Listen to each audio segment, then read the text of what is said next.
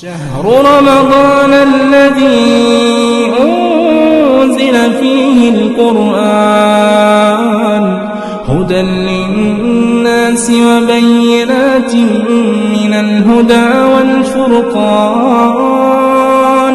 فمن شهد منكم الشهر فليصمه ومن كان مريضا أو على سفر فعدة من أيام أخر يريد الله بكم اليسر ولا يريد بكم العسر ولتكملوا العدة ولتكبروا الله على ما هداكم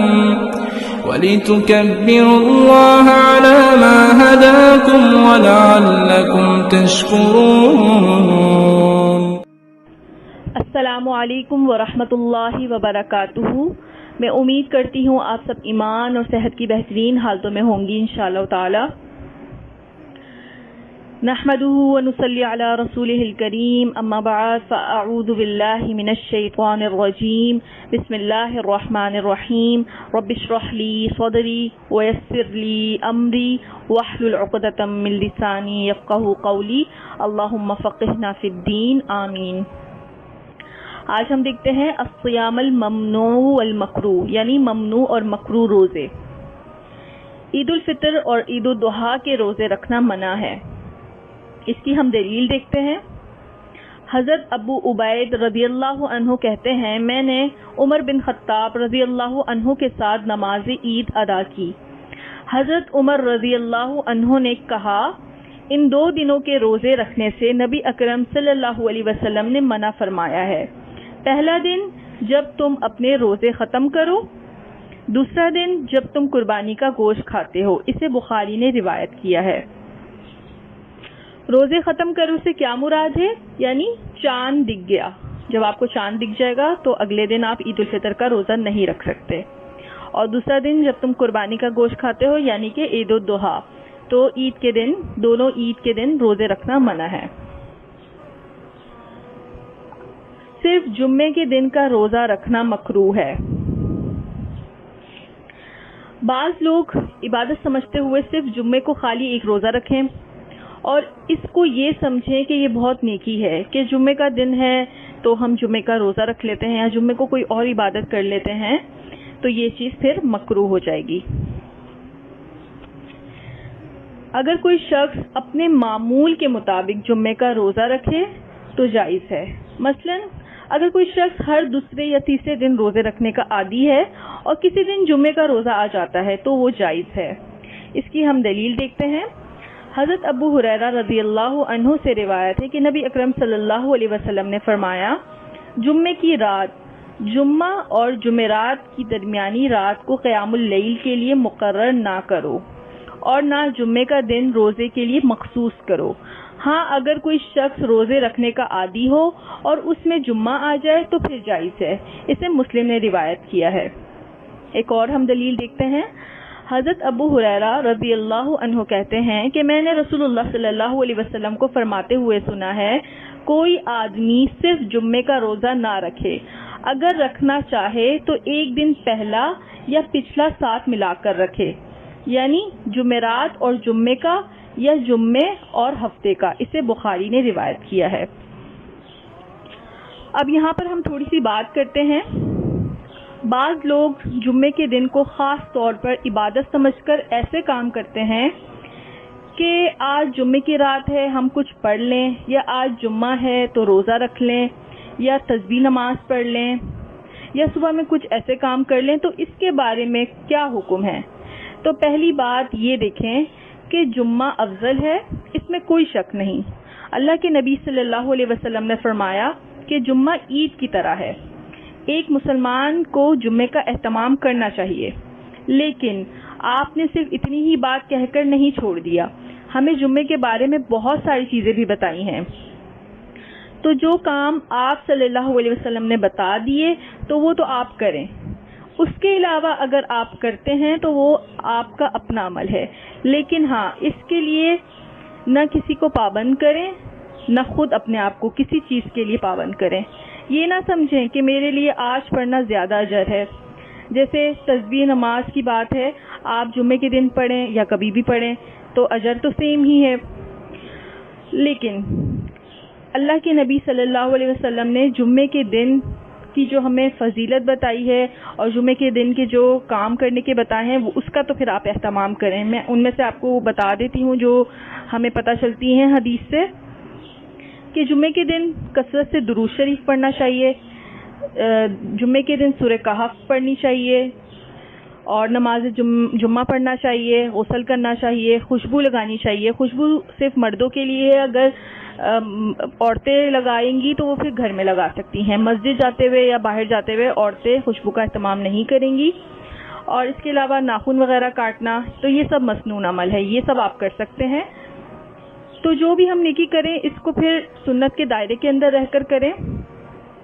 اللہ تعالیٰ نے کیسے اسلام میں ہمارا فوکس کیا رکھتا ہے اللہ تعالیٰ کہ اپنی مرضی سے کسی خاص دن کو خاص کر لینا یہ پسندیدہ عمل نہیں ہے. تو ہمیں کوشش یہی کرنی چاہیے ہم جو بھی کام کریں سنت کے مطابق کریں. اور اگر ہمیں کوئی بھی عمل بتاتا ہے کہ اس کو پڑھنے سے اتنا ثواب ہے یا جمعے کے دن یہ کام کرنے سے اتنا ثواب ہے، تو سب سے پہلے آپ دلیل دیکھیں، ان سے دلیل پوچھیں کیا یہ حدیث میں ہے. اگر حدیث میں ہے تو پھر آپ وہ کام کریں، لیکن اگر حدیث کے خلاف ہے، کوئی من گھڑت روایت آپ کو دیتا ہے تو پلیز اس پر بالکل عمل نہ کریں اور ایسی چیزیں آگے فارورڈ بھی نہ کریں، کیونکہ یہ پھر ہمارے لیے گناہ جاریہ ہوتا ہے. تو جو بھی چیز اگر آپ فارورڈ کر رہی ہیں حدیث اوتھینٹک ہونی چاہیے، اور آپ نے عبادت میں ہمیں جو ہے اوتھینٹک حدیث چاہیے ہوتی ہے، کیونکہ دلیل چاہیے ہوتی ہے، عبادت میں دلیل چاہیے ہوتی ہے. تو ہمیں کیا کرنا ہے، اگر کوئی بھی ہمیں کوئی بھی چیز بتاتا ہے کہ آپ یہ عمل کریں تو اس میں اتنا ثواب ہے یا یہ عمل کریں اس میں اتنا ثواب ہے، تو آپ نے سب سے پہلے دلیل دیکھنی ہے کیا یہ ہمارے نبی پاک صلی اللہ علیہ وسلم نے یہ کام کیا. اگر وہ کام نبی اکرم صلی اللہ علیہ وسلم سے ثابت ہے تو پھر آپ وہ کام کریں، لیکن اگر نبی اکرم صلی اللہ علیہ وسلم سے ثابت نہیں ہے تو پھر آپ کو کوئی اجر نہیں ملے گا. آگے ہم دیکھتے ہیں صوم وصال یعنی شام کے وقت روزہ افطار نہ کرنا اور کچھ کھائے پیے بغیر اگلا روزہ شروع کر دینا مکروہ ہے. اس کی ہم دلیل دیکھتے ہیں. حضرت ابو ہریرہ رضی اللہ عنہ کہتے ہیں رسول اللہ صلی اللہ علیہ وسلم نے صوم وصال سے منع فرمایا تو ایک آدمی نے عرض کیا یا رسول اللہ صلی اللہ علیہ وسلم آپ تو صوم وصال رکھتے ہیں. آپ صلی اللہ علیہ وسلم نے فرمایا تم میں مجھ جیسا کون ہے، میں رات کو سوتا ہوں تو مجھے میرا رب کھلاتا بھی ہے پلاتا بھی ہے. اسے بخاری اور مسلم نے روایت کیا ہے. یعنی آپ کا عمل ایسا تھا کبھی اگر گھر میں کھانے کو کچھ نہ ہوتا تو آپ کہہ دیتے کہ میرا روزہ ہے.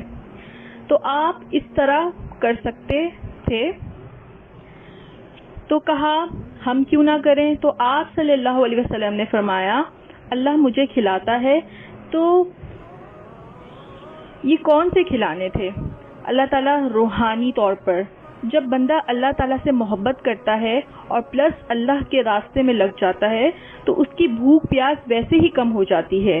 اور یہ بھی مطلب ہے جب زندگی میں ایک مقصد آ جاتا ہے، جتنا مقصد بڑا ہوتا جاتا ہے اتنا آپ کی اپنی ذات پر لگنے والا وقت مختصر ہوتا جاتا ہے.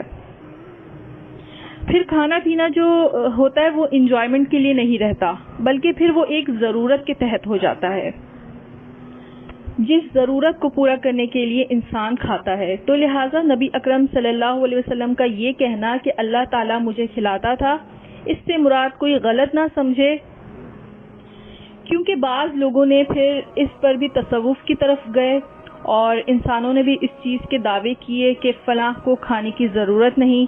تو اس طرح کی باتیں،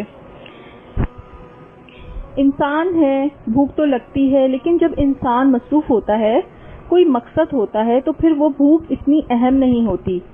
اور آپ آزما کر دیکھیں جب آپ ذہنی طور پر خالی ہوں گے تو آپ کا سارا دن کھانے کا دل چاہے گا. کبھی دل چاہے گا چائے پی لیں، کبھی دل چاہے گا اسنیکنگ کر لیں، کبھی دل چاہے گا کوئی میٹھا کھا لیں. تو پھر فارغ لوگ زیادہ کھاتے ہیں، اور جو با مقصد انسان ہوتا ہے صرف ایک موقع پر کھائے گا، پھر اس کو کچھ گھنٹے تک کھانے کی ضرورت نہیں رہتی۔ اب ہم اگلا مسئلہ دیکھتے ہیں۔ رمضان شروع ہونے سے پہلے استقبال کے طور پر روزے رکھنا منع ہے۔ تو اس سے پتہ چل رہا ہے کہ یعنی کہ خاص طور پر ہمیں استقبال کے لیے روزے نہیں رکھنے چاہیے۔ بعض لوگ اس کو سلامی روزے کہتے ہیں، تو ایسا پھر کوئی مسئلہ نہیں ہے، تو ایسے استقبال کے طور پہ روزے رکھنا منع ہے رمضان کے شروع میں۔ اگر کوئی شخص اپنے گزشتہ معمول کے مطابق روزے رکھتا چلا آ رہا ہے اور وہ دن اتفاقاً رمضان سے 1 یا 2 روز پہلے آ گیا تو کوئی حرج نہیں ہے پھر اس میں۔ اس کی ہم دلیل دیکھتے ہیں۔ حضرت ابو ہریرہ رضی اللہ عنہ کہتے ہیں رسول اللہ صلی اللہ علیہ وسلم نے فرمایا، رمضان سے 1 یا 2 روز پہلے کوئی آدمی روزہ نہ رکھے، البتہ وہ شخص جو اپنے معمول کے مطابق روزے رکھتا آ رہا ہے وہ رکھ سکتا ہے۔ اسے بخاری اور مسلم نے روایت کیا ہے۔ یعنی کہ اس حدیث سے ہمیں پتہ چل رہا ہے کہ جب رمضان سٹارٹ ہونے والا ہے تو اس سے 1 یا 2 روز پہلے کوئی آدمی پہ روزہ نہ رکھے، لیکن اگر کوئی اپنے معمول کے مطابق اپنے روزے رکھ رہا ہے تو پھر وہ رکھ سکتا ہے۔ تو اس سے بھی دیکھیں یہ پتہ چلتا ہے کہ جب رمضان آ رہا ہوتا ہے تو اگر ہم روزے رکھنا شروع کریں گے تو رمضان کی پھر وہ ایکسائٹمنٹ نہیں رہے گی اور پھر طاقت بھی ہماری کم ہو جائے گی۔ تو اس لیے نبی اکرم صلی اللہ علیہ وسلم نے رمضان سے پہلے روزے رکھنے سے منع فرمایا ہے، تاکہ ہمارے اندر وہ انرجی اور وہ ایکسائٹمنٹ آئے اور پھر ہم رمضان کے روزے اچھے سے رکھ سکیں۔ یہ بھی ہماری ایک طریقے سے جو ہے تیاری ہوتی ہے۔ اب ایک اور مسئلہ دیکھتے ہیں، مسلسل روزے رکھنا منع ہے۔ اس کی ہم دلیل دیکھتے ہیں۔ حضرت عبداللہ بن عمر بن عاص رضی اللہ عنہما کہتے ہیں رسول اللہ صلی اللہ علیہ وسلم نے مجھے فرمایا، اے عبداللہ، مجھے خبر ملی ہے کہ تم ہمیشہ دن کو روزہ رکھتے ہو اور رات کو قیام کرتے ہو۔ میں نے عرض کیا، ہاں یا رسول اللہ صلی اللہ علیہ وسلم، میں ایسا ہی کرتا ہوں۔ آپ صلی اللہ علیہ وسلم نے فرمایا، ایسا مت کرو، روزہ رکھو بھی اور ترک بھی کرو، رات کو قیام بھی کرو اور آرام بھی کرو۔ تمہارے جسم کا تم پر حق ہے، تمہاری آنکھ کا تم پر حق ہے، تمہاری بیوی کا تم پر حق ہے، تمہارے مہمان کا تم پر حق ہے۔ جس نے مسلسل روزے رکھے اس کا کوئی روزہ نہیں۔ اسے بخاری اور مسلم نے روایت کیا ہے۔ تو اس حدیث میں ہمیں 3 عبادات نظر آ رہی ہیں کہ حقوق اللہ، سب سے پہلا حق اللہ کا ہے، حقوق المخلوقات یعنی کہ دوسرا مخلوق کا حق ہے، اور تیسرا حق حقوق النفس، ہمارا اپنے اوپر بھی حق ہے، یہ بھی عبادت ہے۔ تو دیکھیں کتنا پیارا ہے ہمارا دین۔ سونے کو بھی عبادت کہتا ہے، بیوی کے ساتھ سونے کو بھی عبادت کہتا ہے، کھانا کھانے کو بھی عبادت کہتا ہے۔ اس لیے ہمارے دین میں رہبانیت نہیں ہے، یہ سوچ کے کہ شادی نہ کرنا نیکی ہے، نہیں۔ اور آج کل آپ یہ دیکھیں گے ٹرینڈ بڑھتا جا رہا ہے، پتہ نہیں دنیا کے رنگ میں بڑھتا جا رہا ہے یا لوگ دین سمجھ کر شادی کرنا نہیں پسند کرتے، حالانکہ یہ فطرت کے خلاف ہے۔ تو انسان ہر کام میں ایک تناسب رکھے، نہ ایک حد پر جائے نہ دوسری حد پر۔ اب ہم اگلا مسئلہ دیکھتے ہیں۔ ایام تشریق یعنی 11، 12، 13 ذوالحج کے روزے رکھنا منع ہے، البتہ جو حاجی قربانی نہ دے سکے وہ مینا میں ایام تشریق کے روزے رکھ سکتا ہے۔ اس کی ہم دلیل دیکھتے ہیں۔ حضرت عائشہ اور حضرت ابن عمر رضی اللہ عنہم سے روایت ہے کہ ایام تشریق میں کسی آدمی کو روزہ رکھنے کی اجازت نہیں دی گئی سوائے اس حاجی کے جو قربانی دینے کی طاقت نہ رکھتا ہو۔ اسے بخاری نے روایت کیا ہے۔ تو اس حدیث سے ہمیں یہ پتہ چل رہا ہے کہ ایام تشریق یعنی 11، 12، 13 ذوالحج کے روزے رکھنا منع ہے، اور اگر کوئی حاجی ہے اور وہ قربانی نہ کرنے کی استطاعت نہیں اس کی، تو وہ پھر مینا میں ایام تشریق کے روزے رکھ سکتا ہے۔ اور وہ قربانی نہ دینے والی بات قرآن پاک کی ایک آیت میں آتی ہے، لیکن ان دنوں میں روزہ نہیں رکھنے چاہیے، کیونکہ آپ اب دیکھیں یہ دن ہمارے ہاں عید کے دن کہلاتے ہیں، یعنی کہ جب 11 ذوالحج ہوتی ہے تو عید کا یہاں پہ دوسرا دن ہوتا ہے، اور 12 ذوالحج کو عید کا تیسرا دن، اور 13 ذوالحج کو عید کا چوتھا دن ہوتا ہے یہاں پر۔ اور یہی وہ دن ہے جس میں قربانی بھی دی جا سکتی ہے۔ عموماً ہمارے ہاں تو یہ تصور ہے نا کہ عید کے تیسرے دن تک قربانی ہوتی ہے، حالانکہ چوتھے دن کی صبح تک آپ جو ہے قربانی کر سکتے ہیں۔ اگلا مسئلہ دیکھتے ہیں، حاجی کو عرفات میں 9 ذوالحج یوم عرفہ کا روزہ رکھنا منع ہے۔ اس کی ہم دلیل دیکھتے ہیں۔ حضرت میمونہ رضی اللہ عنہما سے روایت ہے کہ لوگوں نے عرفہ کے دن نبی اکرم صلی اللہ علیہ وسلم کے روزے میں شک کیا، تو انہوں نے یعنی حضرت میمونہ رضی اللہ عنہما نے آپ صلی اللہ علیہ وسلم کے پاس دودھ بھیجا۔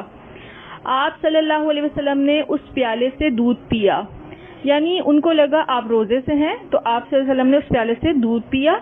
اس وقت آپ میدان عرفات کے موقف میں کھڑے تھے، موقف یعنی کھڑے ہونے کی جگہ، اور لوگ آپ صلی اللہ علیہ وسلم کو دیکھ رہے تھے۔ اسے بخاری اور مسلم نے روایت کیا ہے۔ حالانکہ عام لوگ اس دن روزہ رکھ رہے ہیں اور کیا اجر پا رہے ہیں؟ ایک دن میں 2 سال کے گناہوں کی معافی، لیکن جو حاجی وہاں ہوگا وہ روزہ نہیں رکھے گا، کیونکہ 9 ذوالحج کا دن سب سے بڑا دن ہوتا ہے۔ حج والوں پر اسی دن لوگ عرفات میں جاتے ہیں اور بہت زیادہ اس دن گرمی کی کیفیت ہوتی ہے، تو اسی وجہ سے جو حاجی عرفات میں ہیں 9 ذوالحج کو، وہاں پہ یوم عرفہ کا روزہ رکھنے سے منع فرمایا ہے۔ اب یہ دیکھیں یہاں پہ میمونہ رضی اللہ عنہما نے کیا کرا، آپ کا روزہ ہے اور کتنا پیارا انداز ہے، یہ نہیں پوچھا آپ روزے سے ہیں، نہ یہ کہا قسم سے آپ بتا دیں کہ روزہ ہے یا نہیں۔ کسی کا بھی روزہ آزمانا ہے نا، تو آپ اس کے لیے یہ طریقہ اختیار کر لیں، کوئی ایسا عمل پیش کر دیں اس سے پتہ چل جائے اگر وہ روزے دار ہوگا تو خود ہی وہ اس کا کھانا، مطلب کوئی بھی آپ کھانا اگر اس کے آگے پیش کریں گے وہ نہیں کھائے گا، یا اگر آپ جو ہے اس کے آگے کھانا رکھتے ہیں اور وہ کھا لیتا ہے تو اس سے پتہ چل جائے گا انسان کو کہ روزہ ہے یا نہیں، تو لہٰذا پتہ چل جائے گا۔ تو میمونہ رضی اللہ عنہما نے دودھ بھیجا، آپ صلی اللہ علیہ وسلم نہیں پیتے تو پتہ چل جاتا کہ یعنی کہ روزہ ہے، لیکن آپ نے پی لیا تو پتہ چلا روزہ نہیں ہے۔ تو یہ حکمتیں انسان کو اپنی عملی زندگی میں بھی انشاءاللہ فائدہ دیتی ہیں۔ اب ہم ایک اور مسئلہ دیکھتے ہیں، نصف شعبان کے بعد روزے نہیں رکھنے چاہیے۔ اس کی ہم دلیل دیکھتے ہیں۔ حضرت ابو ہریرہ رضی اللہ عنہ کہتے ہیں رسول اللہ صلی اللہ علیہ وسلم نے فرمایا، جب نصف شعبان باقی رہ جائے یعنی رمضان سے 15 دن پہلے تو نفلی روزے نہ رکھو۔ اسے ترمذی نے روایت کیا ہے۔ اس پر ہم پھر بات کر چکے ہیں کہ اس کی حکمت کیا ہے کہ انسان پھر آنے والے رمضان کے دنوں کے لیے تیار ہوگا۔ اب اگلا مسئلہ دیکھتے ہیں، عورت کا اپنے شوہر کی اجازت کے بغیر نفلی روزہ رکھنا منع ہے۔ اس کی ہم دلیل دیکھتے ہیں۔ حضرت ابو ہریرہ رضی اللہ عنہ سے روایت ہے کہ رسول اکرم صلی اللہ علیہ وسلم نے فرمایا، کوئی عورت اپنے شوہر کی موجودگی میں اس کی اجازت کے بغیر سوائے رمضان کے روزوں کے نفلی روزہ نہ رکھے۔ اسے ترمذی نے روایت کیا ہے۔ سب سے پہلے تو اس حدیث میں اس بات پہ غور کریں کہ کوئی عورت اپنے شوہر کی موجودگی میں، ٹھیک ہے، موجودگی میں، تو یعنی اس سے یہ پتہ چل رہا ہے نفلی روزہ عورت شوہر کی موجودگی میں اس کی مرضی کے بغیر نہیں رکھ سکتی۔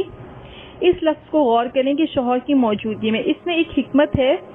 اب ایک مرد رہتا ہی باہر ہے، جاب کے سلسلے میں یا کاروبار کے سلسلے میں،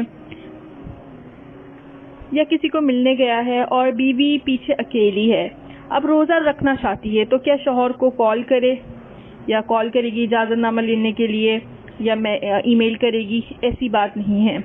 یہ دیکھیں اس کے پیچھے حکمت کیا ہے۔ اللہ تعالیٰ نے انسان کی فطرت کے مطابق احکامات دیے ہیں۔ ایک عورت نفلی روزے سے ہے اور شوہر کا روزہ نہیں ہے اور رمضان کے دن بھی نہیں ہے، ہو سکتا ہے شوہر کے دل میں کسی وقت بیوی کے لیے خواہش پیدا ہو، اب بیوی کا روزہ ہے اور مرد اس کو توڑنے پر مجبور کرتا ہے، تو اس میں باہمی افہام و تفہیم یعنی میوچل انڈرسٹینڈنگ کے تحت اگر عورت روزے کے بارے میں پہلے پوچھ لیتی ہے تو پھر کوئی حرج نہیں ہے، لیکن اگر شوہر کہہ دے کہ تم روزہ نہیں رکھو یا آج خاص طور پر نہ رکھو تو پھر عورت نہیں رکھے گی۔ رہ گئی بات اگر مرد دور ہے تو پھر کوئی حرج نہیں ہے. اور پھر دیکھیں میاں بیوی کے رشتے میں نا میوچل انڈرسٹینڈنگ ہونی چاہیے. خاص طور پر میاں بیوی کا معاملہ ایسا ہونا چاہیے کہ آپس میں دوستوں کی طرح ہونا چاہیے. یہ نہ ہو آپ دین پر آ گئے تو پھر آپ کے ماتھے سے تیوری ہی نہ جا رہی ہو. تو نہیں، آپ اپنے شوہر کے ساتھ یا اگر شوہر بیوی دونوں ہیں تو آپس میں فرینڈشپ رکھیں اور دونوں ایک دوسرے کو سمجھیں کہ اب میں نے روزہ رکھنا ہے تو شوہر کے مزاج کا پتہ ہونا چاہیے کہ شوہر کا کیسا مزاج ہے، کیا ہے. تو پھر انشاءاللہ سارے معاملات صحیح ہو جائیں گے.